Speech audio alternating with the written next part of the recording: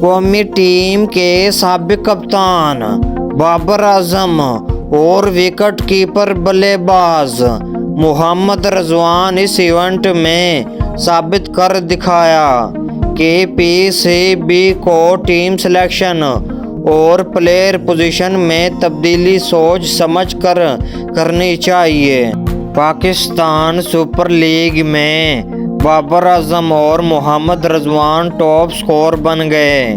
Mega event کے 11 میچوں میں بابر اعظم نے 569 رنز بنا کر ٹاپ سکور رہے، جبکہ وکٹ کیپر بلے باز محمد رضوان 11 میچوں میں 381 رنز بنا کر دوسرے زیادہ رنز بنانے والے پلیئر بن گئے۔